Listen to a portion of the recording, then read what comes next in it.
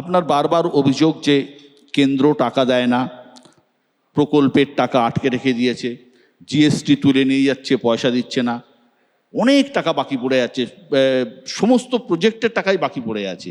আর বিজেপির বক্তব্য আপনার সরকার কোনো কাজই করতে দিচ্ছে না, কেন্দ্রের কত ভালো ভালো প্রকল্প রয়েছে, আপনি তো কিছুই চালু করতে দিচ্ছেন না। 100 দিনের কাজের টাকা বন্ধ করলো কেন? কে দেয়? মহাত্মা গান্ধীজির নাম বাদ দিল কেন 100 দিনের কাজের টাকা থেকে? আমার তো কর্মশ্রী চলছে। একমাত্র আমি যেটা নিইনি সেটা হচ্ছে ওনাদের আয়ুষ্মান ভারত। তাতে আমাকে 40% টাকা দিতে হবে, কিন্তু সবাই পাবে না। যার বাড়িতে একটা টিভি আছে পাবে না, বাদ। একটা ছোট্ট ঘর আছে পাবে না, বাদ। স্কুটার আছে পাবে না, বাদ। বাইক। তো তার মানে কি 25% লোক পাবে, 75% লোক পাবে না।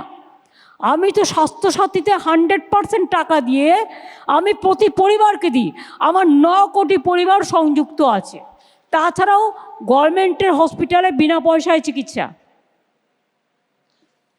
অনেকে বলেন, এই আপনার যা মেজাজ দেখছি, অনেকে বলেন শাসক হওয়ার পরও আপনার মেজাজ বিরোধীর মতন।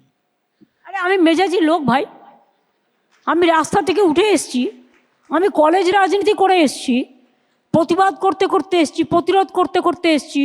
ভাই নন্দীগ্রামের সময় আমাকে ঢুকতে দেওয়া হয়নি কোলাঘাট রেস্ট হাউসে, আমি 3 তলা টপকে ঢুকেছিলাম। কাজেই এসব কোনো লাভ নেই। আমি গ্রামের মানুষ, মানে ছোটোবেলায় খুব যেতাম গ্রামে। আমি ধান পুঁততেও পারি, আমি ওই রাস্তা ধানের যে ওই যে মাঠে যে যেতে হয় আল ধরে হাঁটতেও পারি, আর আমি মাছ ধরতেও পারি, আর আমি রাস্তায় ধুলোয় যেতেও পারি, আমি আখের খেতে গিয়ে আখ কাটতেও পারি, ছোলার খেতে গিয়ে ছোলা পাড়তেও পারি, পিঠে পুলিও করতে পারি, রান্নাও করতে পারি, আর যখন আমাকে কেউ আঘাত করে প্রত্যাঘাতও করতে পারি। হ্যাঁ, প্রশ্নটা শেষ হয়নি। আপনি কিছু হলেই রাস্তায় নেমে পড়েন। কেন নামবো না? রাস্তায় নামতে কি বারণ আছে নাকি? শেষ করছি।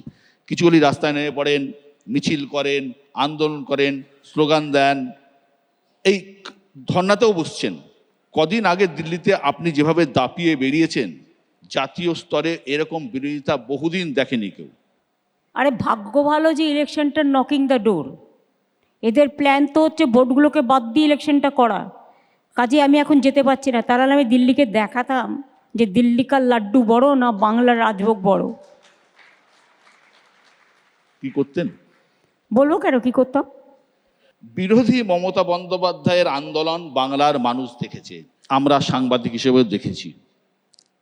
এখনকার বিরোধীদের মধ্যে সেই ঝাঁজ কি দেখতে পান? No comments is my only comments. অনেকে বলেন মুখ্যমন্ত্রী মমতা বন্দ্যোপাধ্যায়ের জীবনের সব থেকে সুবিধা হলো তার জীবনে কোনো মমতা বন্দ্যোপাধ্যায়ের মতো বিরোধী নেই। আমি আমার বিরোধী হয়ে গেল।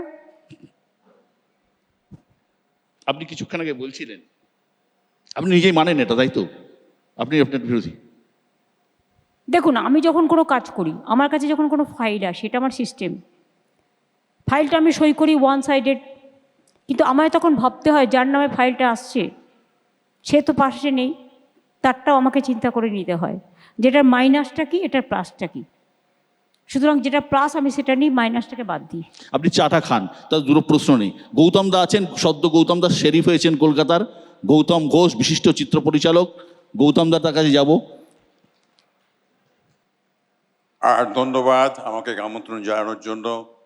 এসআইআর নিয়ে আপনি প্রথম থেকে লড়াই করছেন, আর কেউ এইভাবে লড়াই করেনি। যদি এইগুলো ঠিক না হয় তাহলে আপনি নির্বাচন করতে দেবেন? নাহলে ওরা রাষ্ট্রপতি শাসন করবে। এইটাই তোদের ব্ল্যাকমেল পলিটিক্স। হ্যাঁ, সেটাই। তো আপনারা ঠিক করুন, বাংলার মানুষ। আমরা আন্দোলন করতে হবে সবাইকে। না, আপনারা যদি রাষ্ট্রপতি শাসন চান, ওদের অ্যালাউ করেন, তাহলে আপনাদের পথে নামতে হবে আমার সাথে। হ্যাঁ, নিশ্চয়। আমি বলছি যে এই যে ধর্নায় আপনি যাচ্ছেন, কারণ এটা বিরাট আন্দোলনের একটা বড় পদক্ষেপ। আমি তো চাই যে যার জগতে, আপনারা দরকার হলে গিটার নিয়ে রাস্তায় বেরিয়ে পড়ুন, সংস্কৃতির জগতের লোকেরা নাটকে বেরিয়ে পড়ুন, ফুটবলের লোকেরা ফুটবল হাতে নিয়ে বেরিয়ে পড়ুন, ক্রিকেটের লোকেরা ক্রিকেট হাতে নিয়ে বেরিয়ে পড়ুন। যার যা জগৎ সেই জগৎটাকে নিয়ে বেরিয়ে পড়ুন না। দেখি না কত ধানে কত চাল, চেষ্টা করে তো দেখা যাক।